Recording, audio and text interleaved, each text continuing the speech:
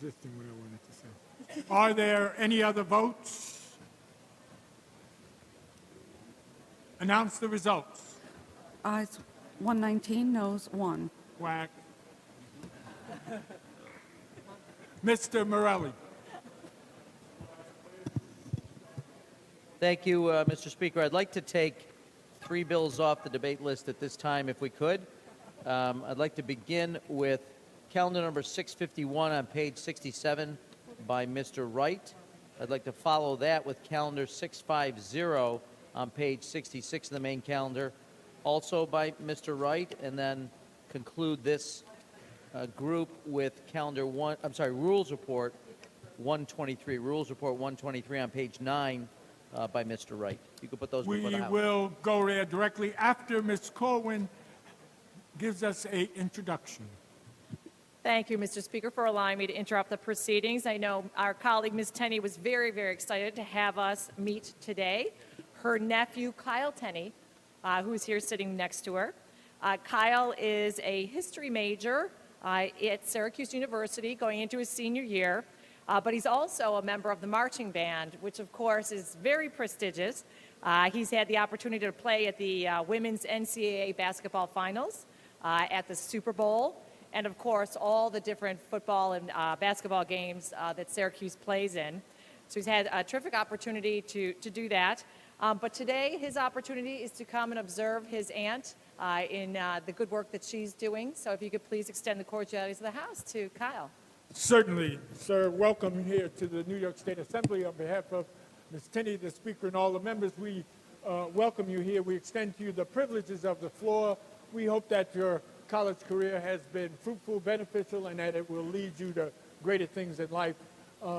Please enjoy our proceedings, and obviously you've made your aunt very happy because she gets to share you in this experience. Thank you so very much.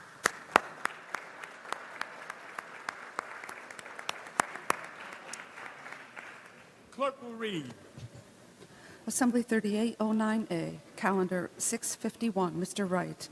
An act to amend the Emergency Tenant Protection Act of 1974. An explanation is requested, Mr. Wright.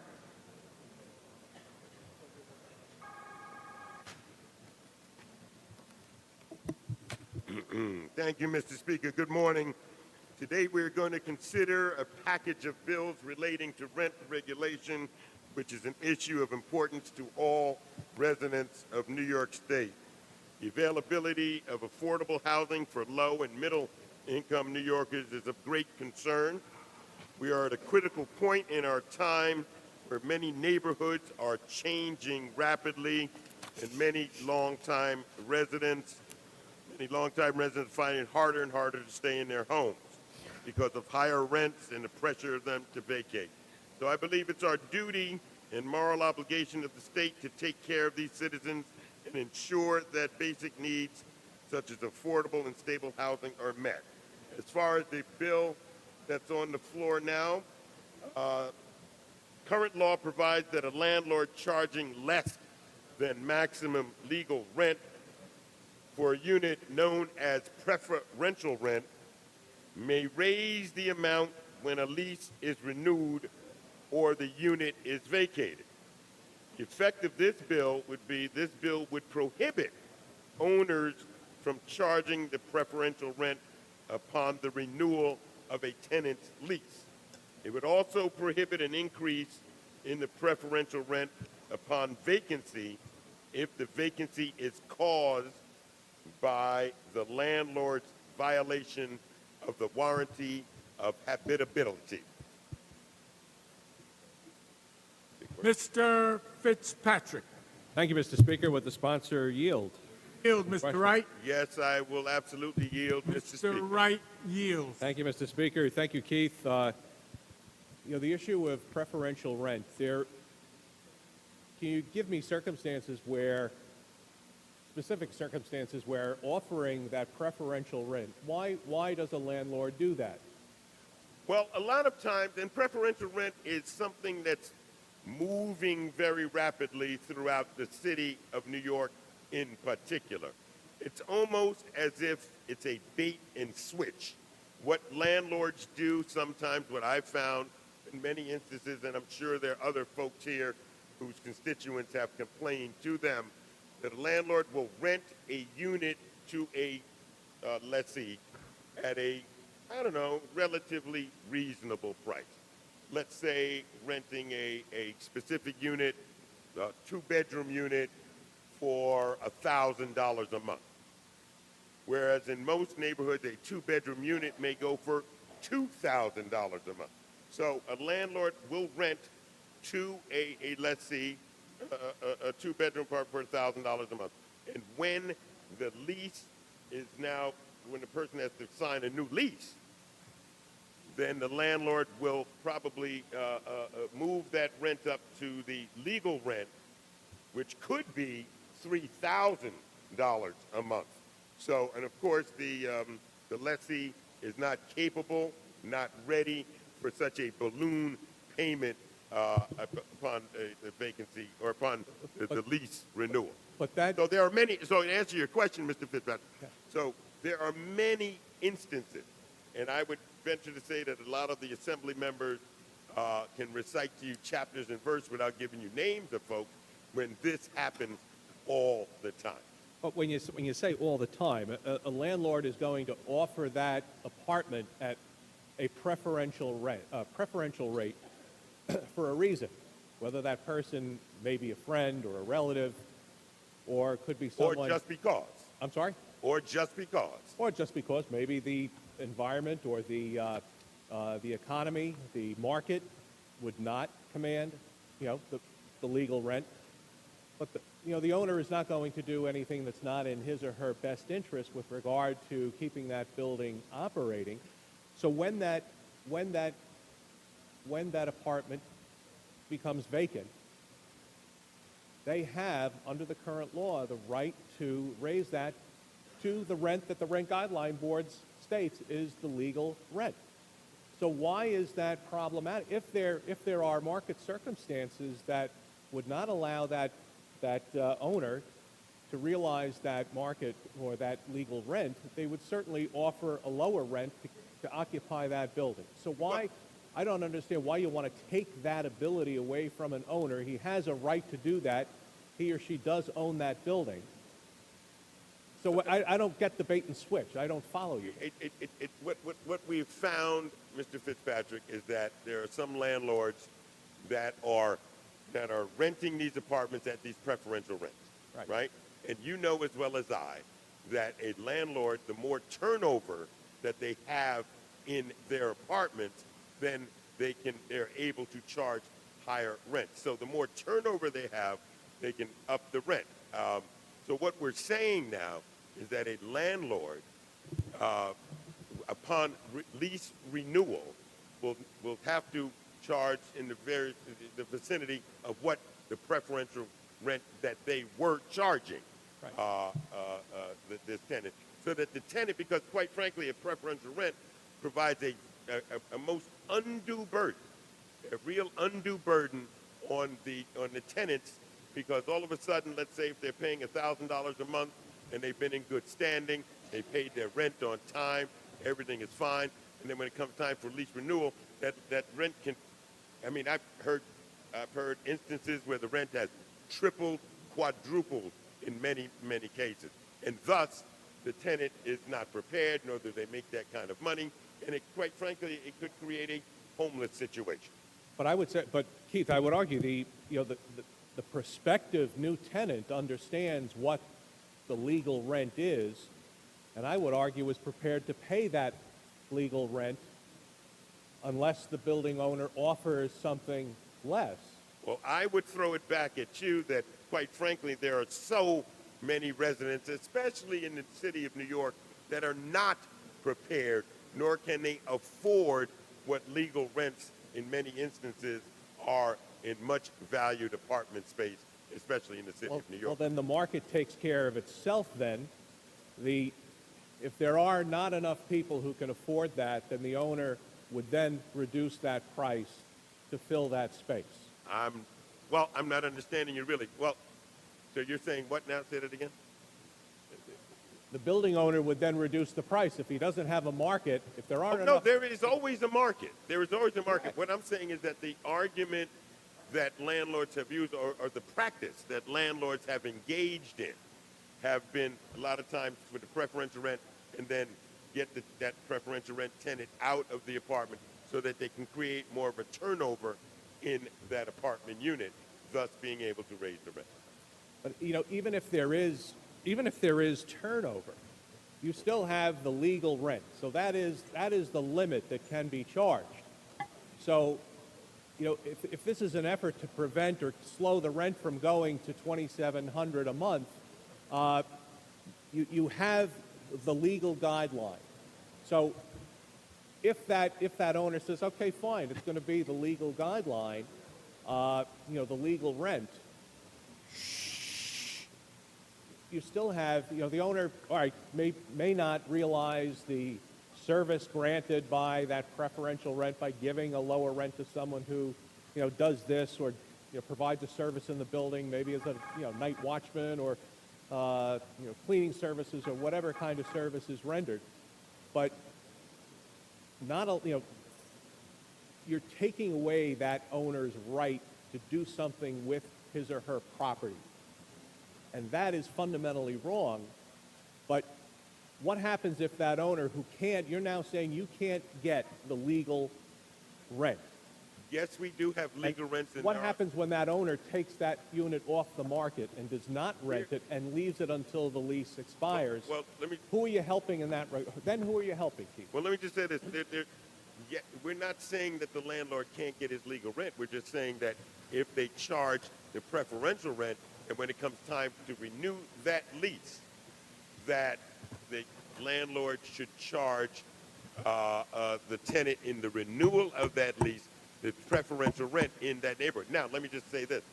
Now, we do have we have floors and we have ceilings on what apartments get the protections of the rent stabilization law. Right. And but certainly there are ways to get around that. For example, let's say the apartment is vacated, and the landlord will automatically fix up the apartment. And so, but now let's say the apartment is worth more than what the legal rent, and so the legal rent goes up to $3,000, then that apartment leaves the existing rent stabilization protection. So there are ways to get around that, and that's created by spurning the turnover. All right. If you just fix up the apartment, you're not talking a major capital improvement. I'm correct? You're not talking a major capital improvement. You're So talking any about an kind of- individual apartment improvement. But so what? You still have the limits of the legal rent, though. You know, any owner is incentivized to keep their building in proper working order and attractive. They are limited by the legal rent.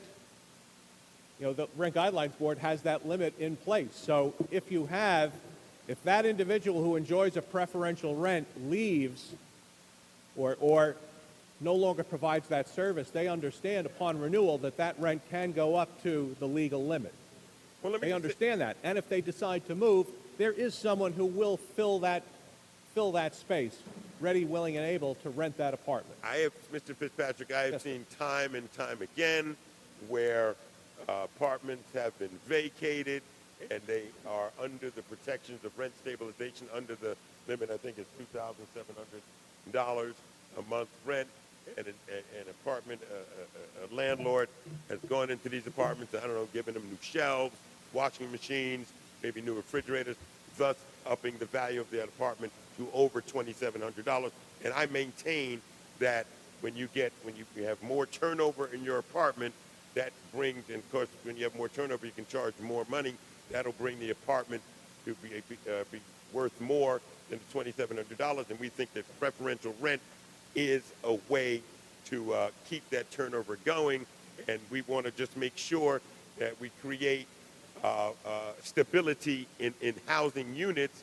That's why this bill, and that's why preferential rent. And plus, it adds to an undue burden.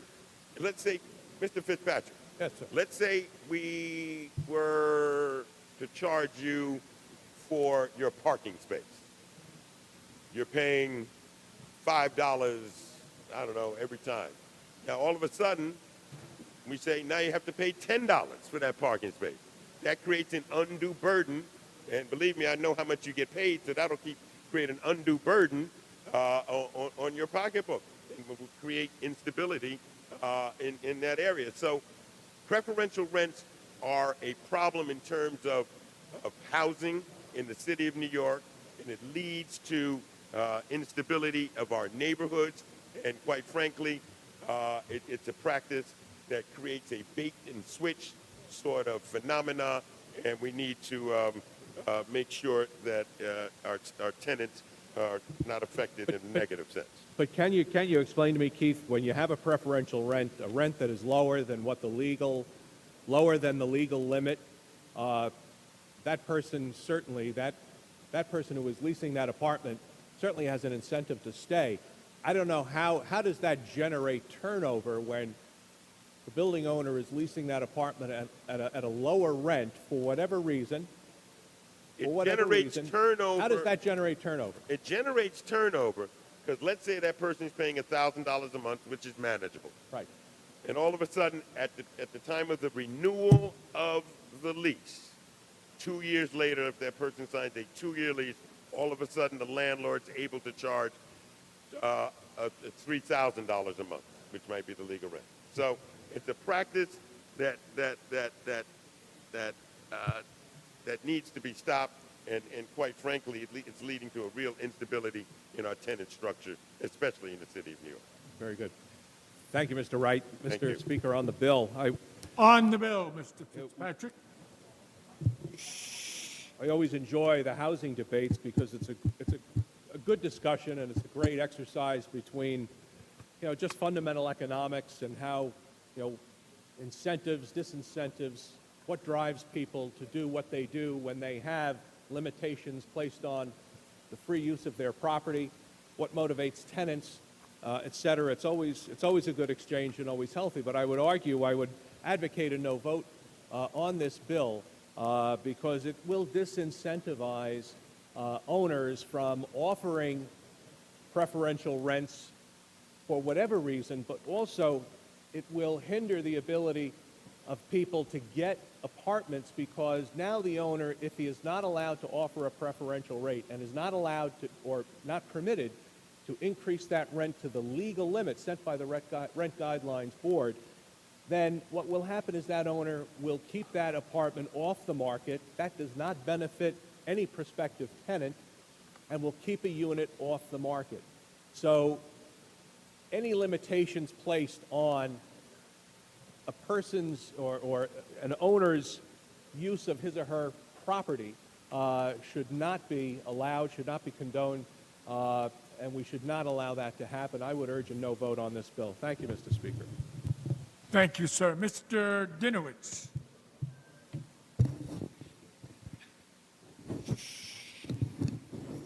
Well, Mr. Fitzpatrick, would you yield, please, for a question?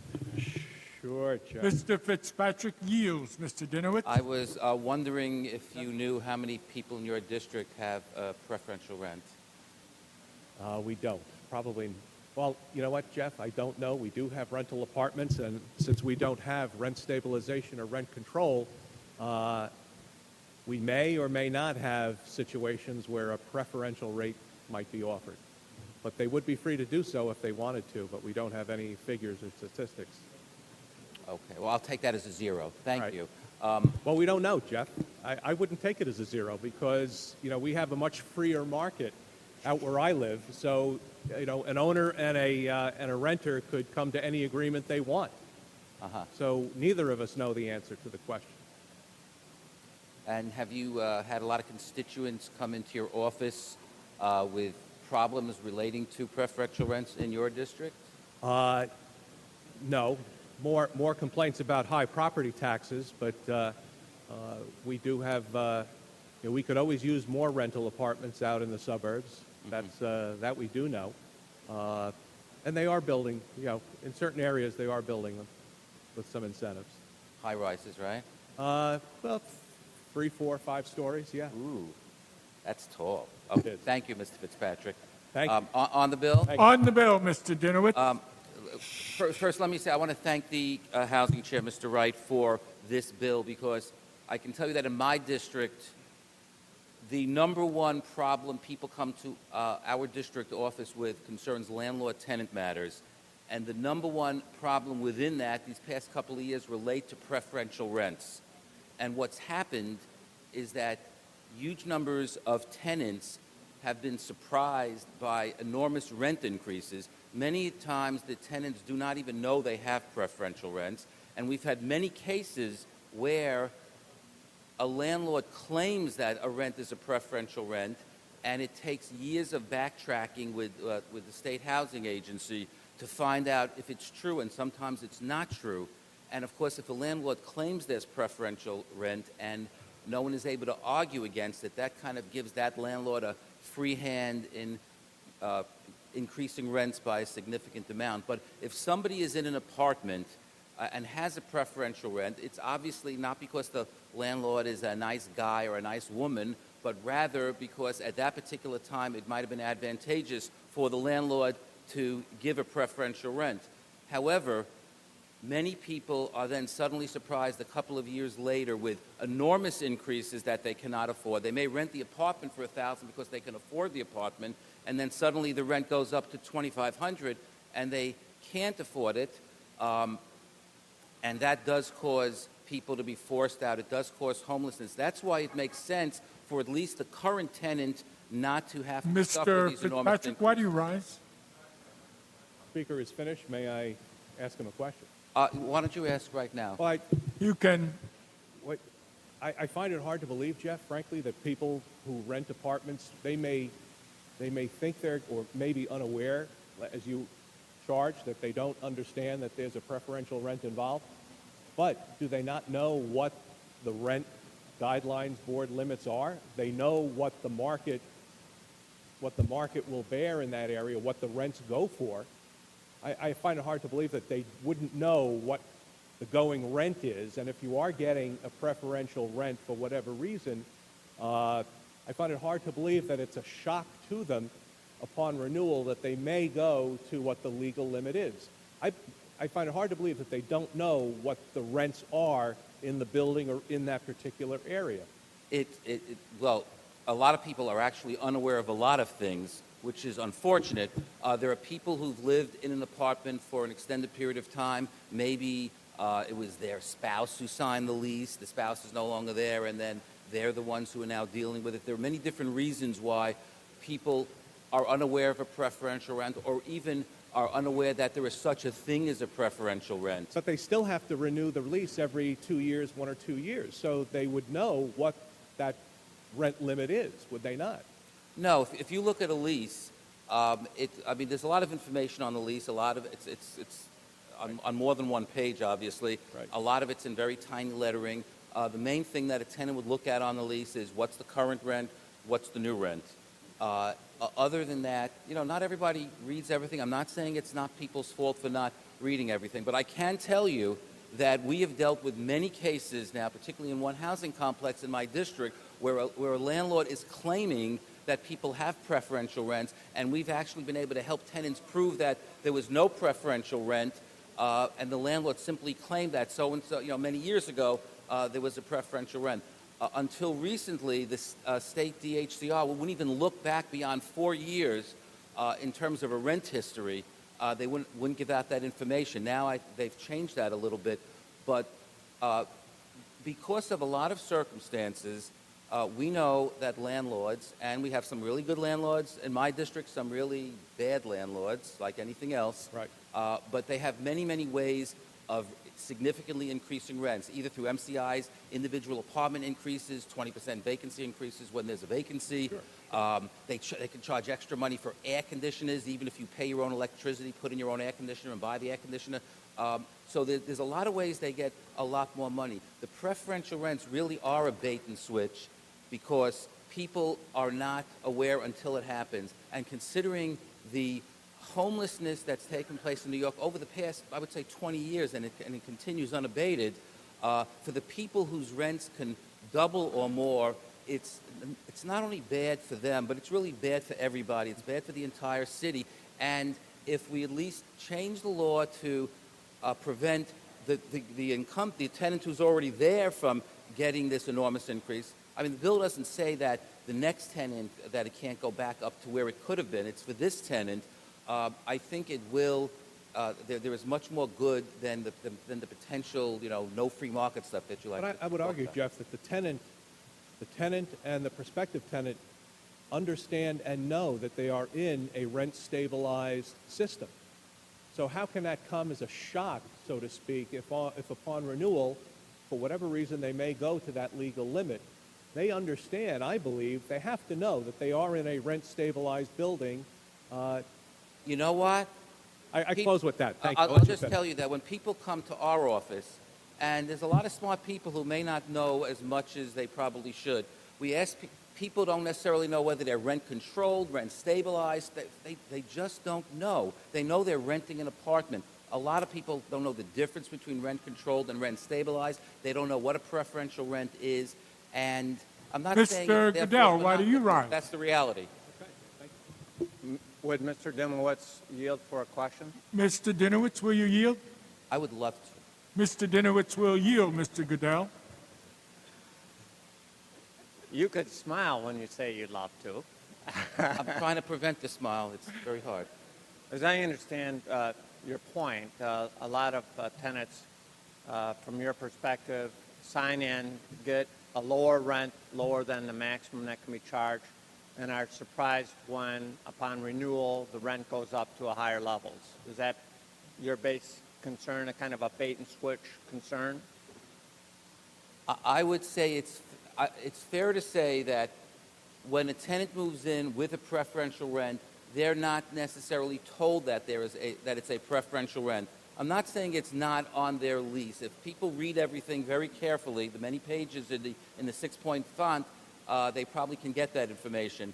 What I am saying is that people are generally not aware that they have a preferential rent, and therefore they are very surprised when their rent can double suddenly. And could your concern then be addressed if the landlord was required to report in a large print notice on the front of the lease that this is a preferential rent and that the legal rent is a different amount, and that the lease upon renewal could be increased? Would that address your concern rather than prohibiting an adjustment in preferential rent? Because my concern is if you prohibit an adjustment of a preferential rent, some landlords will not offer the preferential rent at all, resulting in more tenants paying higher rates longer.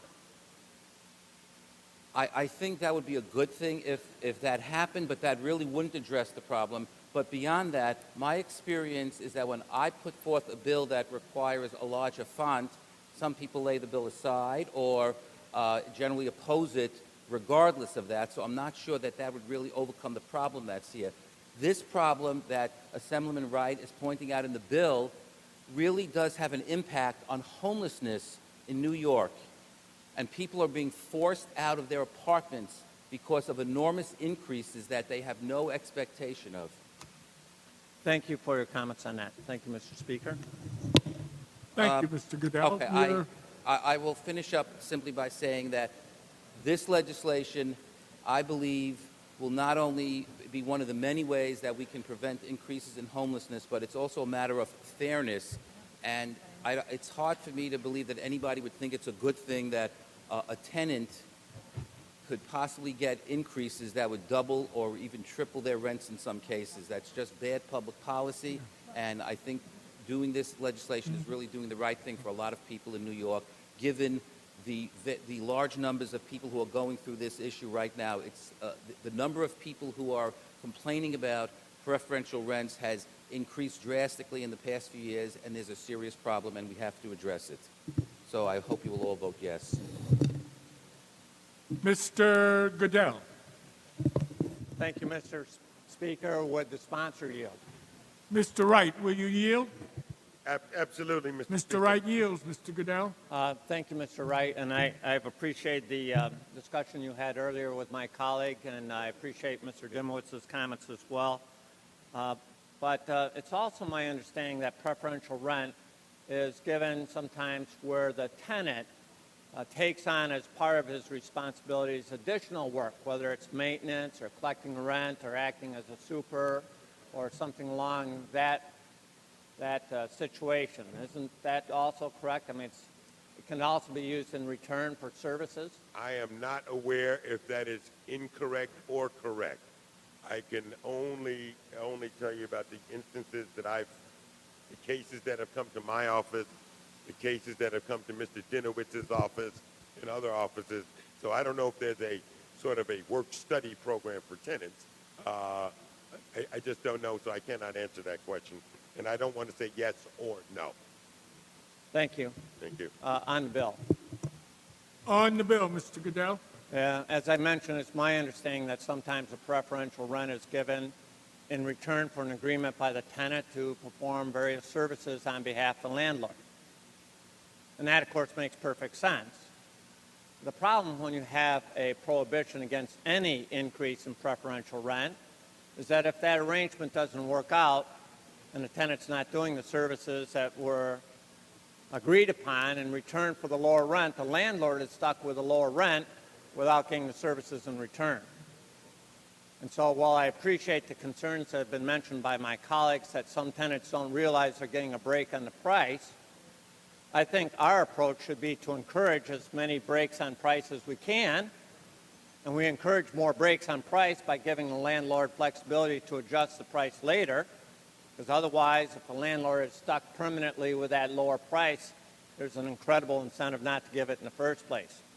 And so to address the problem of tenants that aren't realizing they're getting a break on price, notice is the best way to address that. And to reflect the fact that some tenants get a break on price because they provide services in return, we want to be able to allow a landlord, if that isn't working out, if the tenant's not providing those services, to be able to, upon renewal, change the terms and conditions of the lease. So an absolute prohibition, in my opinion, is a blunt instrument when we could be much more precise. And if we're more precise in dealing with a lack of knowledge, we'll have more people getting lower rents rather than more people getting higher rents. And I think that's consistent with what most of us would like to see. For that reason, I will be opposing this bill. Thank you, Mr. Speaker. Thank you, sir.